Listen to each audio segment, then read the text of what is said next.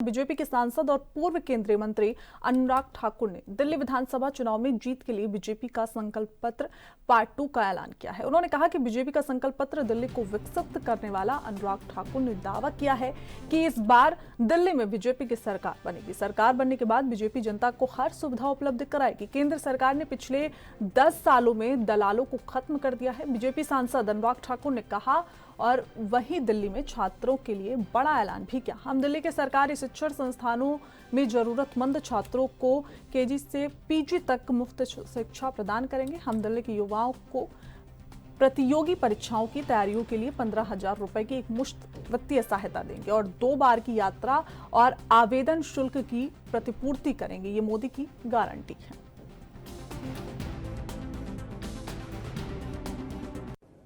अब हमारी कल्पना ये है कि दिल्ली में सरकारी शिक्षण संस्थानों में जो जरूरतमंद छात्र हैं उनको पीजी से लेकर केजी से लेकर पीजी तक की मुफ्त शिक्षा देंगे। केजी से पीजी तक मुफ्त शिक्षा मिलेगी दिल्ली के जरूरतमंद छात्रों को सरकारी शैक्षिक संस्थानों में। जी हां, आपने ठीक सुना, केजी से पीजी तक मुफ्त शिक्षा प्रदान करेंगे जरूरतमंद छात्रों को सरकारी शैक्षिक संस्थानों में।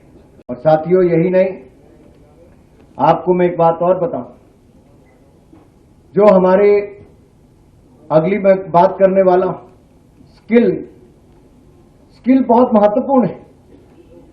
और स्किल देने के लिए हमने जहां एक और कौशल विकास की बहुत सारी योजनाएं चलाई, मुझे कहते हुए प्रसन्नता है। हमने लगभग 1.5 करोड़ से ज्यादा युवाओं को कौशल विकास किया है, उनको प्रशिक्षण दिया है, उनको स्किल देने का काम किया है। और जो हमारे युवा यूपीएससी राज्य के पीएससी के उसमें पार्टिसिपेट करना चाहते हैं, नेक्स्ट स्लाइड पे अगर आप जाएंगे तो उसमें आपको दिखेगा, जहां एक और जरूरतमंद छात्रों के लिए यूपीएससी और राज्य पीएससी के लिए हमने तैयारी के लिए विभिन्न माध्यमों से सहायता प्रदान की है। भारतीय जनता पार्टी के गुजरात राज्य हो, मध्य प्रदेश हो, उत्तर प्रदेश हो, यहां मैंने बहुत सफल योजनाएं चलाई। और साथ लगते अगर आप हरियाणा में भी देखेंगे, हमारे राज्य की जो एचपीएससी है या फिर यूपीएससी की परीक्षाओं की तैयारी करने वालों के लिए हमने एक मुश्त वित्तीय सहायता प्रदान की है। और जो आने जाने में किराया लगता है, लागत आती है, उसकी प्रतिपूर्ति भी हमने की है। कि दिल्ली में हम लोगों ने शिक्षा मुफ्त कर दी। एक एक गरीब के बच्चे के लिए 18 लाख बच्चों के लिए शानदार शिक्षा का इंतजाम किया। अगर ये लोग आ गए तो मुफ्त शिक्षा बंद कर देंगे। हम लोग बार बार कह रहे हैं कि अगर ये लोग आ गए तो मुफ्त इलाज बंद कर देंगे, अगर ये लोग आ गए तो मुफ्त बिजली बंद कर देंगे। अगर इन्होंने पहला संकल्प पत्र 4 दिन पहले जारी किया, उसमें इन्होंने साफ साफ लिखा कि दिल्ली के मोहल्ला क्लिनिक बंद कर दिए जाएंगे। तो दिल्ली के लोगों को जो फ्री इलाज मिल रहा है, वो फ्री इलाज दिल्ली के लोगों का आज जो दिल्ली के लोगों को मिल रहा है दिल्ली के मोहल्ला क्लिनिक अस्पतालों में, वो बंद कर दिया जाएगा। इन्होंने साफ साफ अपने संकल्प पत्र में घोषणा कर दी है।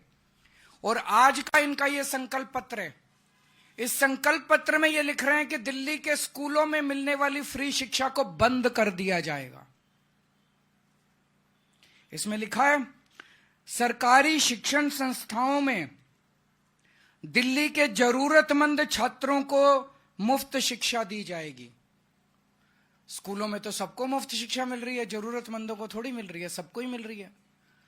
तो इसका मतलब ये सबको अब मुफ्त शिक्षा बंद करके जरूरतमंदों को देंगे। इसका मतलब लोग इनके नेताओं के घर के चक्कर काटेंगे कि मेरा भी मुफ्त करा दो जी, मेरा भी मुफ्त करा दो जी। आज दिल्ली के 18 लाख बच्चे दिल्ली के सरकारी स्कूलों में पढ़ रहे हैं, सबकी शिक्षा मुफ्त है।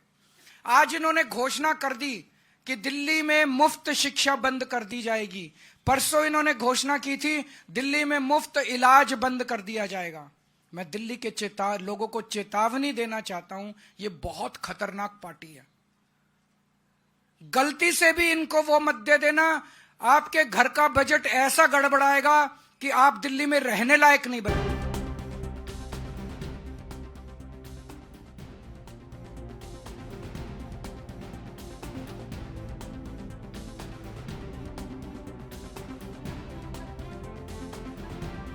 ज्यादा जानकारी के साथ हमारे संवाददाता अंबुज उपाध्याय हमारे साथ जुड़ गए हैं। अंबुज, सबसे पहला सवाल ये है कि बीजेपी पार्ट बाय पार्ट में अपना संकल्प पत्र जारी कर रही है, क्या स्ट्रेटजी नजर आ रही है इसमें?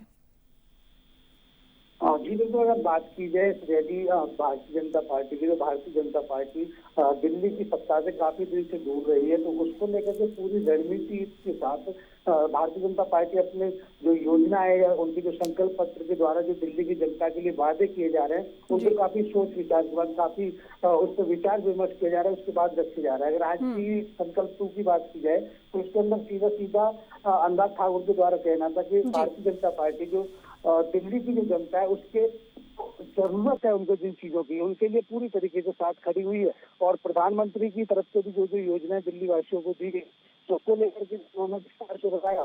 और साथ ही शिक्षा को लेकर के उनका कहना है कि केजी से लेकर पीजी तक की जो शिक्षा है वो पूरी तरीके से मुफ्त रहेगी। साथ ही 15,000 रुपए जो प्रतियोगी छात्र हैं जो प्रतियोगिता के लिए किसी उसके लिए तैयारी के लिए कर रहे हैं, तो उनके लिए 15,000 एक मुश्त में रुपए दिए जाएंगे।